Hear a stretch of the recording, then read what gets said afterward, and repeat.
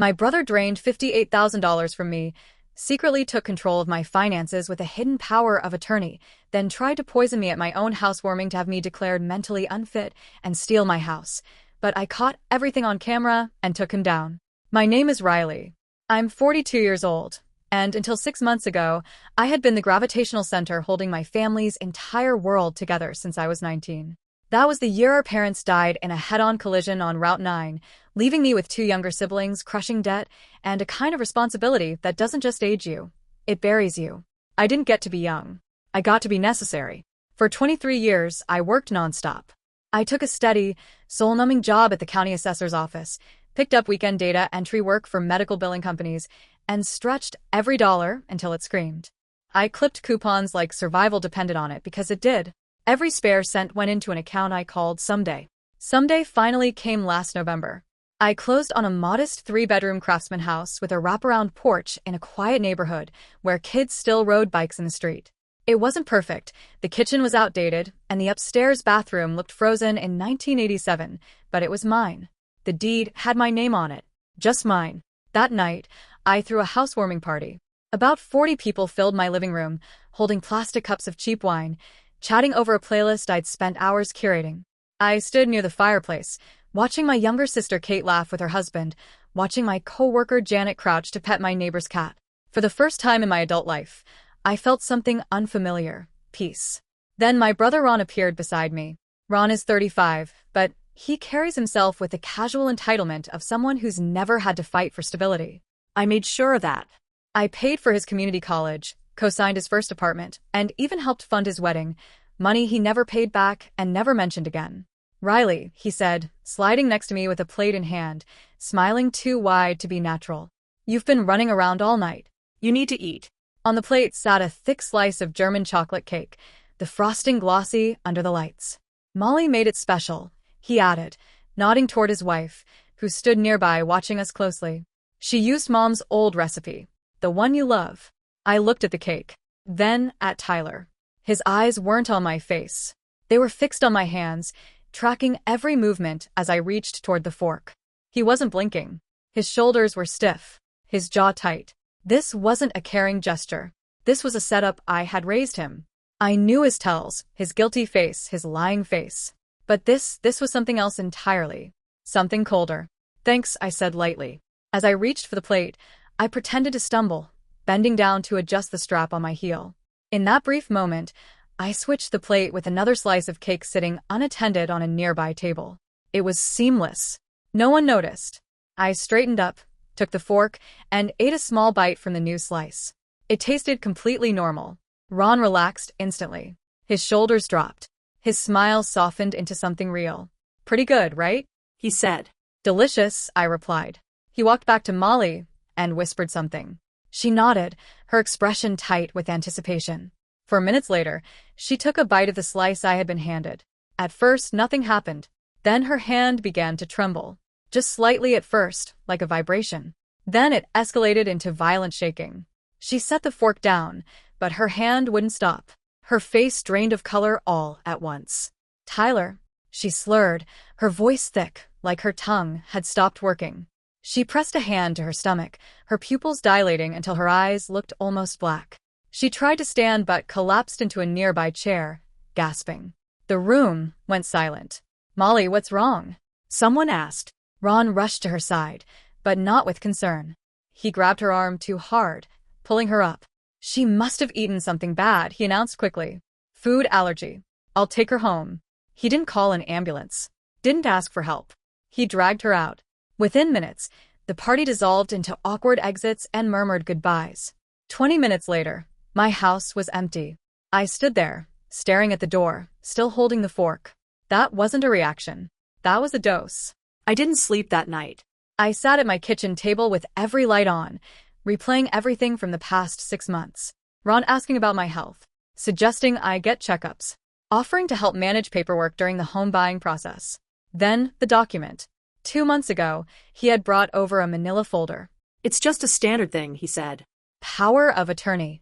In case something happens to you. I had signed it. I was exhausted after a long shift. I trusted him. At 3:47 a.m., I pulled the document from my filing cabinet and read it properly for the first time. My blood ran cold. It was a durable general power of attorney, effective immediately upon a single physician declaring me incapacitated. One doctor. That's all it would take. If I had shown up at a hospital trembling, incoherent, unable to stand, Ron would gain full control over everything. My finances, my house, my medical decisions. He wouldn't have to kill me. He just had to erase me. I stared at the cake plate still sitting on my counter. Then my phone buzzed. A message from Tyler. Mel's okay. Just a bad reaction. Sorry we had to leave early. Great party. I didn't respond. Instead, I opened my laptop and started digging into the law firm listed on the document. By 5 a.m., I had a plan. By exactly 9 the next morning. At 9:02 a.m., I was already on the phone with Max, the real estate attorney who had handled my closing. Max was known for being meticulous, slow-moving, and almost obsessively thorough, the exact kind of person I needed now. My voice was steady when I spoke, even though everything inside me still felt like it was unraveling. Max, I need to see you today. It's urgent. Estate planning emergency. By 10:15, I was sitting across from him in his office. The room smelled faintly of leather and old books, the kind of place where decisions carried weight and permanence. I didn't bother easing into it. I pulled the document from my bag and placed it firmly on his desk, sliding it toward him. Tell me what this really does, I said. Max adjusted his glasses and began reading. The silence stretched for several minutes. I watched his face carefully as he moved through the pages, and with every line, his expression darkened. When he finally looked up, his voice was calm, but serious in a way that made my chest tighten. Riley, this document is a legal nuclear bomb, he said. If it's triggered, your brother effectively becomes you in the eyes of the law. He can drain your accounts, sell your house, make medical decisions, even institutionalize you if he claims you're incapacitated. I swallowed hard. And the trigger? It's dangerously vague, Max replied. Incapacity is subjective. If a single physician signs off that you're not mentally competent, that's all it takes. There was no hesitation in my response. Revoke it. Max nodded immediately and turned to his computer. I'll draft the revocation now. We'll notarize it today and file it with the county clerk. After that, we need to rebuild your protections from the ground up. As he typed, he continued outlining what needed to happen next. You'll also need a new healthcare directive. Someone you trust. Kate, I said without thinking. My younger sister. Good, he said. We'll name her as your healthcare proxy and successor trustee. For the next 2 hours, we went through everything. Every document, every vulnerability I hadn't even known existed. By the time I signed the revocation, my hand was steady again. It felt like reclaiming something that had been quietly taken from me. But paperwork alone wasn't enough. I needed to know what Ron had already done. From Max's office, I drove straight to First National Bank. Hibiki Liu, the branch manager, greeted me with her usual warmth, but the moment she saw my face, her expression shifted. Riley, you look like you've seen a ghost. I need a full audit, I said, sitting down across from her. Every transaction Ron has authorized on my accounts for the last 3 years. She hesitated for a moment. I do see a power of attorney on file. Not anymore. I handed her the revocation. Terminated immediately. Then show me everything. Hibiki nodded and began working. The clicking of her keyboard filled the silence between us as she scrolled through the records. After a few minutes, her face tightened. There are recurring transfers, she said carefully. $1,200 a month, labeled Family Emergency Fund. For 38 months. I did the math instantly in my head. $45,600, I whispered. I never authorized that. She nodded grimly. There's more. Cash advances, $5,000 in February for medical expenses. A payment to Riverside Auto Group, $7,200. Another to Jensen's Furniture, $4,500. For a moment, it felt like the room tilted. While I had been stretching every dollar, eating cheaply, and denying myself even the smallest comforts, Ron had been spending my money like it was his. A car, furniture, whatever he wanted. Freeze everything, I said finally, my voice quiet but firm. I want alerts on every transaction.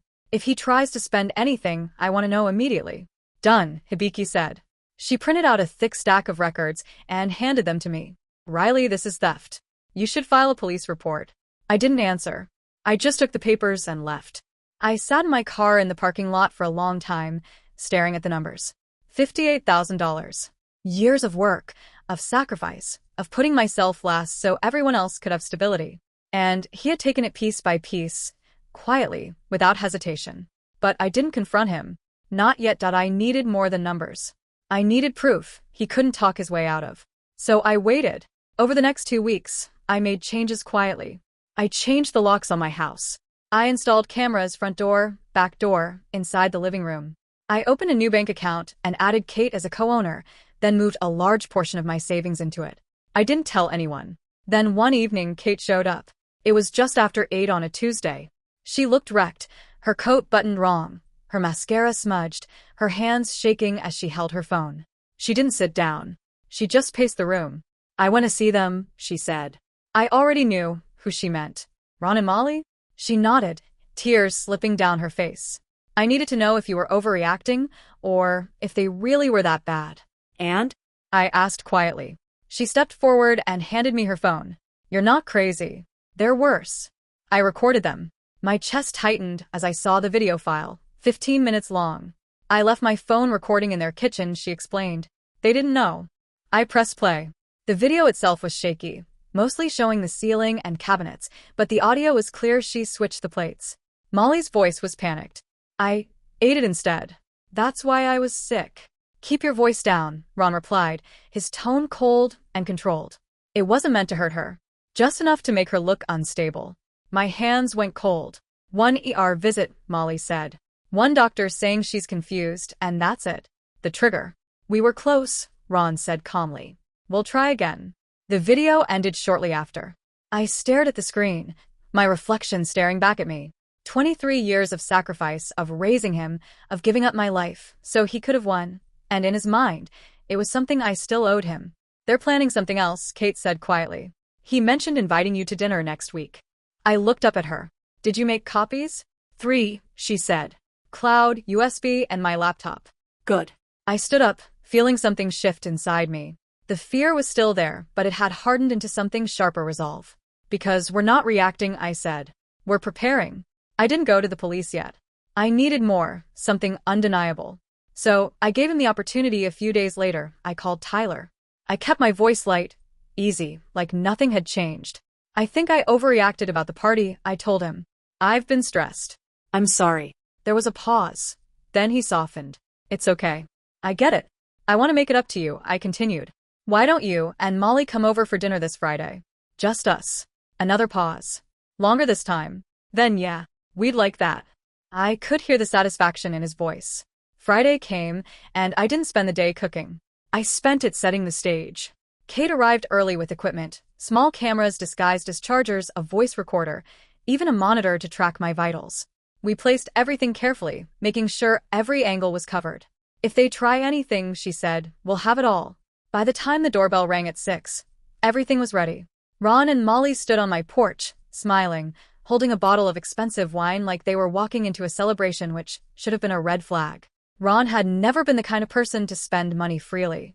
If anything, he was careful to a fault, unless there was something in it for him. So when he and Molly showed up that Friday night with an expensive bottle of wine and overly polished smiles, I knew something was off. Molly's eyes moved through my house like she was assessing it, not admiring it, and Tyler's friendliness felt forced, like he was playing a role instead of being himself. Dinner itself was normal on the surface. I made lasagna, salad, and bread, keeping everything casual and familiar. Ron talked more than usual, filling the space with stories and questions, while Molly kept refilling my wine glass, watching closely every time I lifted it. I played along, letting the glass touch my lips, but barely swallowing. I wasn't about to make the same mistake twice. About halfway through the evening, Molly excused herself to the bathroom. She was gone longer than necessary, and while I kept my expression neutral, my phone buzzed with a message from Kate confirming what I already suspected. Molly had gone through my medicine cabinet and taken photos. When she came back, Ron immediately stood up and said he'd grab dessert from the car. He returned with a neat bakery box containing 3 slices of tiramisu, placing one directly in front of me with a smile that didn't quite reach his eyes. I picked up my fork slowly, aware of both of them watching me. I cut a small piece, lifted it halfway, and then set it back down with a polite smile, saying I was too full and would save it for later. The shift in the room was instant. Ron pushed gently, reminding me how much I loved it, while Molly tightened, insisting they brought it specifically for me. I stayed calm and repeated that I'd eat it tomorrow. After a long, tense silence, Ron abruptly decided they should leave. Within minutes, they were gone. As soon as the door closed, I locked it and leaned against it, my heart racing. Kate came out from the bedroom where she had been monitoring everything and confirmed it. The cameras caught Molly adding something to my slice while I was in the kitchen. We took the dessert to a toxicologist, and within 2 days the results came back. It was a mix of zolpidem, a high dose of Ambien, and ipecac syrup. Enough to sedate me, confuse me, and make me violently ill. Enough to land me in the emergency room looking unstable, just like they had planned. I took everything to the police, the lab report, the recorded video, the financial records, and the power of attorney. Detective Jackie listened carefully and called it what it was: premeditated exploitation and attempted poisoning. 2 days later, they executed a search warrant at Tyler's house. They found the vial in Molly's purse, matching the substance in the dessert, along with printed bank statements and a handwritten ledger where Ron had tracked every dollar he'd taken from me, as if it were something I owed him. The trial was short but intense. Their defense tried to twist everything, calling me unstable and claiming the evidence was misunderstood, but the facts didn't bend. The video played in court, and Tyler's own voice filled the room as he talked about how I owed them. The jury came back after just a few hours. Guilty on all counts. Ron was sentenced to 6 years, Molly to 4, and they were ordered to repay everything they had taken. 3 years later, I'm still in the house I fought so hard for. It feels different now, quieter, but truly mine. I've painted the walls, planted a garden, and built a life that isn't centered on sacrifice. Kate comes by every week, and we've found a kind of peace that used to feel impossible. I even started teaching financial literacy classes, helping others avoid the kind of trust that nearly destroyed me. I don't hate Ron anymore. Hate takes energy I'd rather spend elsewhere. What he did was a choice, one he made over and over again. He chose greed over family, manipulation over honesty, and in the end, he lost everything because of it.